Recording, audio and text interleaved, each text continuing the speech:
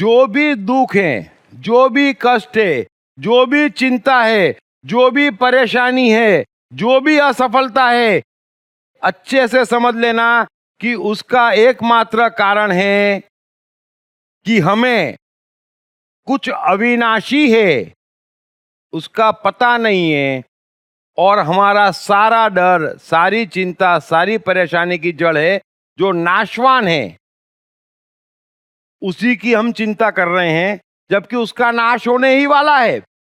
जरा कोशिश करना, हमारे भीतर एक तत्व है जो अविनाशी है। वो झूमना चाहता, गाना चाहता, मस्त रहना चाहता, उस मस्ती का नाश होने वाला नहीं है, होता भी नहीं है। लेकिन चूंकि हम नाशवान की चिंता करते, हमारी उस मस्ती का नाश हो जाता। जो अविनाशी है वो मर रहा है, हमारी हरकतों के कारण, हमारे अहंकार के कारण। और जो नाशवान है उसका साजो सामान हम बनाए चले जा रहे हैं। सारे साजो सामान ये जितने हैं सब जानते हैं। ऐसा भी नहीं है कोई नई बात है ये, ऐसा भी नहीं है कृष्ण ने पहली बार कही, ऐसा भी नहीं है कोई पहली बार सुन रहा है। सवाल ये है कि मैं अंदर घुसेड़ दूंगा, 10-20% तो घुसेगा। समझ लेना, सब जानते हैं कि हम पैदा हुए और मरने वाले हैं, और उस बीच में हम जो कुछ भी कर रहे हैं, जिस चीज के लिए कर रहे हैं, वो सबकी सब मेरे समेत मिट जाने वाली है, जिसको मैं समझ रहा हूं। लेकिन फिर भी एक चीज भीतर है, हमारा आनंद, हमारी मस्ती, हमारी शांति, हमारा सुकून, हमारा नाच, हमारा गाना, हमारी कला, जो मिटने वाली नहीं है, वो मिट सकती भी नहीं है। हम उसके लिए नहीं जीते, हम जीने के लिए नहीं जीते।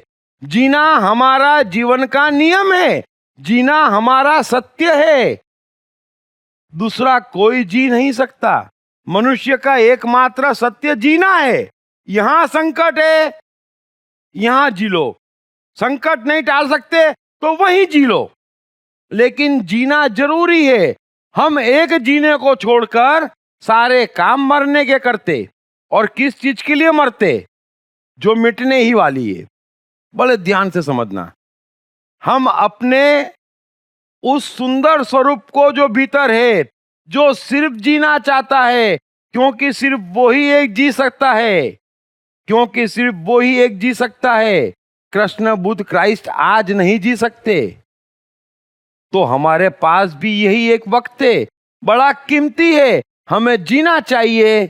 लेकिन हम उस जीने को मारते किस चीज के लिए? ये गौर करना, सब नाशवान चीजों के लिए। अरे कोई कटर कटर कर रहा है तो क्या करेंगे हम? कोई झूठ बोल रहा है तो हम क्या करेंगे? मर जाएंगे। हम किन किन चीजों से, किन किन बातों में मर रहे हैं। और बड़ा मजा तो ये आता है मुझे, खास करके जो बड़ी मेहनत करते हैं। सब जने बड़ी मेहनत करते हैं, काफी साजो सामान, धन इकट्ठा भी कर लेते हैं अपनी अपनी हैसियत से, और जब सब छोड़ के जाते तब मुझे मजा आता कि देखा कर्मों की सजा, कमाया तुमने, वापरेगा दूसरा। इससे बड़ा दुर्भाग्य मनुष्य का हो नहीं सकता। क्या पागलपन है, क्या पागलपन है, क्या कर रहे हैं? थोड़ा सोचना। किसी चीज में बुराई नहीं, द्वारकाधीश बनने में भी बुराई नहीं, लेकिन प्रकृति के नियमों के साथ कष्ट उठाकर नहीं।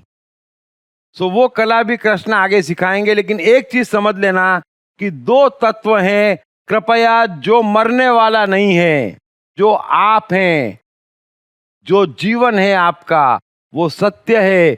बने वहां तक उसे जिताओ, चाहे कुछ भी नुकसान हो जाए दृश्य में। जो मिटने वाला है उसका नुकसान भी कोई नुकसान है, जो मिटने ही वाला है।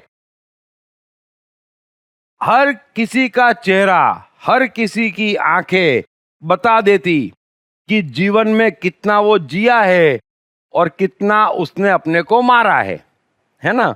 तो जो आपने जिया है वो आपका पीछा नहीं छोड़ता, वो आपकी संपत्ति है, वो असली संपत्ति है जो आपने जी लिया, जो आपने आनंद ले लिया, ये तो बड़े उच्च क्वालिटी के लोग हैं जो कहते हैं कि हंसो ही मत, है ना, दिन में एक बार खाओ, कपड़े कम पहनो। मैं कहता हूं महाराज, एक बार आप जाओ, अगली बार वापस मनुष्य बन के नहीं आओगे, ये गारंटी मैं लेता हूं। क्योंकि मनुष्य वाली हरकत ही नहीं कर रहे आप जीने की। तो अरे मनुष्य नाचेगा नहीं, आप कृष्ण को देखें तो सही। ऐसा कौन सा दुनिया का शौक है जो कृष्ण को नहीं है? जब पहली बार नानाजी ने, उग्रसेन ने रथ दिया मथुरा में, तो रात भर रथ चलाना सीखते रहे। और उस जमाने के सर्वश्रेष्ठ सारथी थे, कितना रथ में घूमते थे, जिसको आज हम लॉन्ग ड्राइव कह सकते हैं। कहां से कहां घूमते थे, अकेले थे और निकल जाते थे। 10 दिन की रथ यात्रा, 15 दिन की रथ यात्रा पे, है ना, उठाया रथ, एक आध दो को बिठाया और चले। श्रृंगार का शौक, वस्त्रों का शौक, इत्तर का शौक जिसे आज हम परफ्यूम कहते, है ना, भोजन का शौक, वंशी का शौक, रास का शौक, नृत्य का शौक, अरे ये हम नहीं करेंगे तो कौन करेगा? और कृष्ण गीता में बराबर खींचेंगे जो नहीं करते उनको, है ना। मेरी जरूरत नहीं पड़ेगी कृष्ण को। लेकिन आप समझो कि जीवन मुख्य है, जीवन दो ही चीजों का संगम है। एक तो दिल खोल के जियो जब भी मौका मिले, और दूसरा जो होना चाहिए वो होना चाहिए, चाहे फिर उसके लिए हम ही क्यों ना मर जाए, वो होना चाहिए। बस ये दो लकीर कृष्ण ने पूरे जीवन भर रत्ती भर नहीं छोड़ी। I Am Gita by Deep Trivedi is the #1 bestseller at Amazon. I Am Gita is also a bestseller at all leading bookstores of India. I Am Gita, Psychology of Bhagavad Gita explained like never before with essence of all 700 shlokas.